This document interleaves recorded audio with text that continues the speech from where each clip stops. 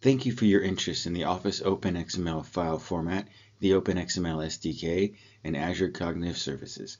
I hope you enjoyed this session. In the session today, we're going to introduce Azure Cognitive Services and find out some of what it can do. We're going to demonstrate how to create an app that uses the Open XML SDK to connect to Azure Cognitive Services, and we'll learn how the Office Open XML file format works. If you want to follow along today, or work on this on your own later, there are a few prerequisites. You'll need Visual Studio, the free community edition is fine. You need the .NET 6 runtime installed, along with the Git command line tools, a word processing app such as LibreOffice Writer and Microsoft Word to open .docx files, and a free account with Azure. The complete tutorial, along with a working copy of the code, is available on GitHub at interop-events/document analyzer. To create a clone of the repo, click Code on the GitHub repo and copy the URL. Then use the git clone command as shown in the slide to create your clone. If you have any questions about the tutorial, you can open an issue on the tutorial repo and we'll try and help you there. In order to use the language services, we need to create an Azure Cognitive Services resource. So what are Azure Cognitive Services? Well, they're APIs that allow developers to access cloud-based artificial intelligence and use it in their applications. There are four main categories of Azure Cognitive Services. There's Vision, which is used for image classification and facial recognition. There's Speech, which is used for things like speech to text, text to speech, speech translation, and many more. There are Decision Services, which detect data anomalies and can do content moderation. And finally, Natural Language Processing, which is what we'll be using today. Language Services has multiple APIs for working with and analyzing text. You can extract key phrases with key phrase extraction to quickly identify the main concepts in text. For example, in the text, "The food was delicious and the staff were wonderful," key phrase extraction will return the main topics, food and wonderful staff. You can find linked entities in text. For example, in the sentence, "We went to Seattle last week," the word Seattle would be identified with a link to more information on Wikipedia. You can also do named entity recognition. The NER feature can identify and categorize entities in unstructured texts. Examples of entities are people, places, organizations, and quantities. You can also do custom named entity recognition. Now, custom NER enables users to build custom AI models to extract domain-specific entities from unstructured text, such as contracts or financial documents. There's also Text Analytics for Health, which extracts and labels relevant medical information from unstructured texts, such as doctor's notes, discharge summaries, clinical documents, and electronic health records. And then PII detection, which is what we'll be working with today. It can identify, categorize, and redact sensitive information from unstructured text. Examples of PII are phone numbers, email addresses, and forms of identification. To get started, first we'll need an Azure account, which can be created at portal.azure.com. And then we'll need to create a language resource. Now, there are a lot of steps to creating the language resource, so we won't go over it all today, but there are complete instructions on how to create your resource on the GitHub repo. Once you've created the resource, you'll need to copy the key and endpoint. If you want to try out Azure Language Services for yourself, there is a free tier with 5,000 requests per month. And this does much more than just PII detection, including sentiment analysis, key phrase extraction, language detection, custom and pre-built question answering, along with named entity recognition and others.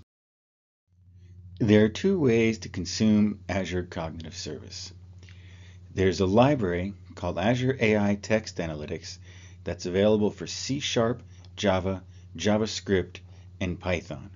If you're not using one of those languages, there's also a REST API available. Today, we're going to be using the C# library from NuGet. Now that we have our Azure Cognitive Service, we're ready to create our application, and we're going to do that with Visual Studio. For this session, we're going to create a console app in Visual Studio. If you haven't done that before, here are the steps. First, open Visual Studio and select Create a New Project. Then select Console App and click Next. On the Next menu, choose a name for your application and click Next. Then choose .NET 6 and click Create. Now that we have our application created, we need to install document format.open XML for the Open XML SDK and Azure AI Text Analytics for Azure Language Services. We can install both from PowerShell with the .NET add package command, or you can right-click on the project and choose Manage NuGet Packages if you prefer to install them from the UI. With the packages installed, we need to add the using statements. To do that, open program.cs and delete its contents, then add the usings from this slide.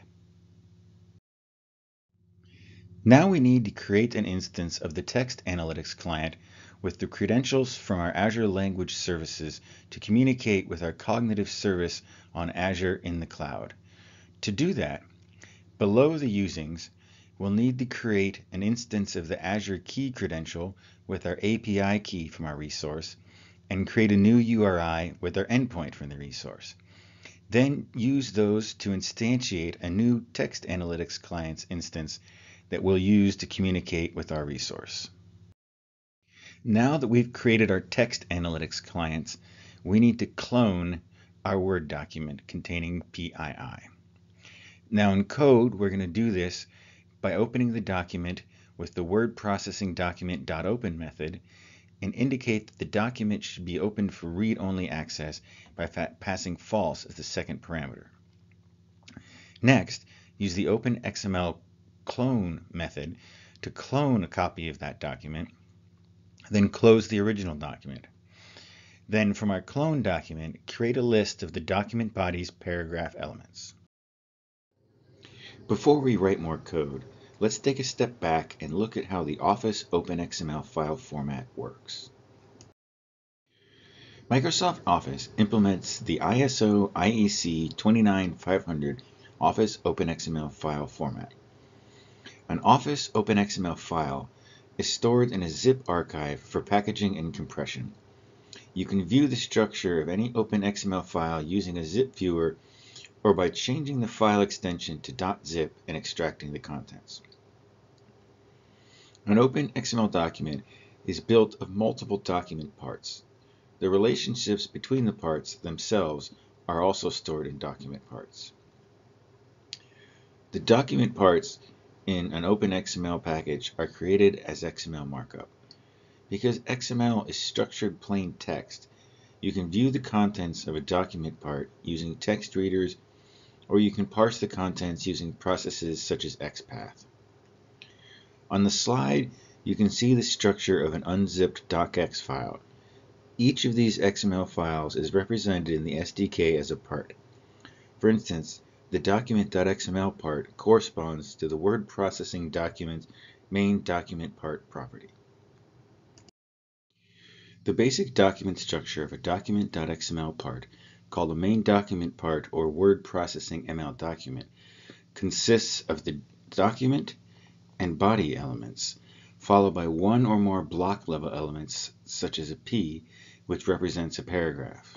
A paragraph contains one or more R elements. The R stands for run, which is a region of text with a common set of properties, such as formatting. A run contains one or more T elements. The T element contains the range of text. The simplest word processing ML document consists of a document element, which is the root element for the word processing ML's main document part. It defines the main document. Within that, you have a body element representing the container for the collection of block-level structures that comprise the main region of content. Within that, you can have paragraphs, which then contain run elements, which then contain text elements. The XML in this slide is an example of what that simple document might look like. A typical document will not be a blank minimum document.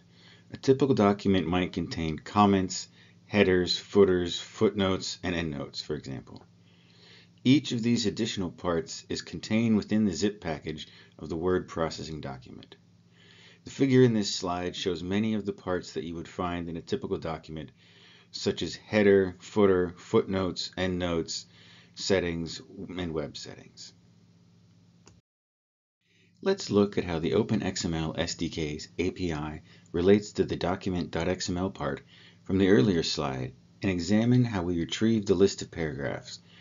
We start with new doc. New doc represents the entire cloned document or package. The package has a main document part property, representing the document.xml file, which we saw in the unzipped docx file. Main document part has a document property that represents the root document element of the part, and document has a body property that represents the body child element. The body element can have multiple types of children, so here we use the child elements property, which gets all the child elements of body, and pass paragraph to the ofType method to create a list of all the paragraph elements. A paragraph is the most basic unit of block-level content within a word processing ML document. Paragraphs are stored using the P element highlighted in yellow. A paragraph defines a distinct division of content that begins on a new line. In code, the Open XML SDK paragraph class represents the paragraph P element.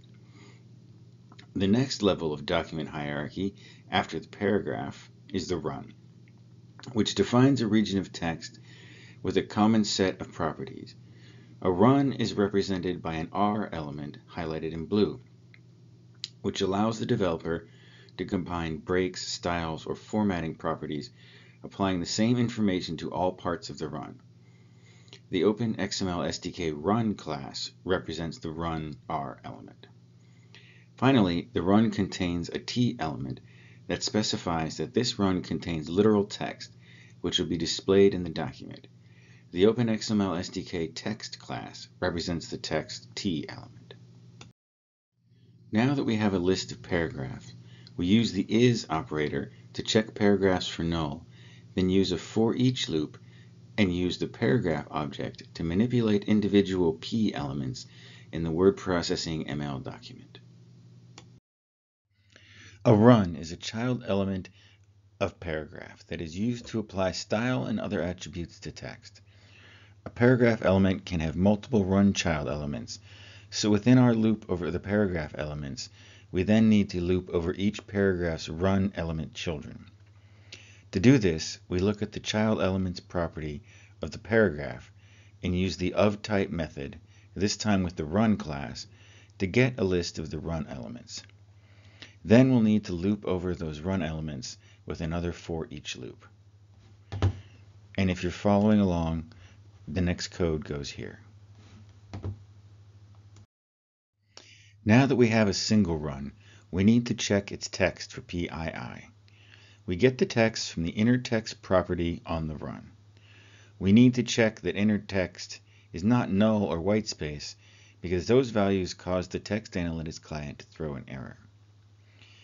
Use the await operator asynchronously to get the PII entity collection for the run's inner text with the recognize PII entities async method.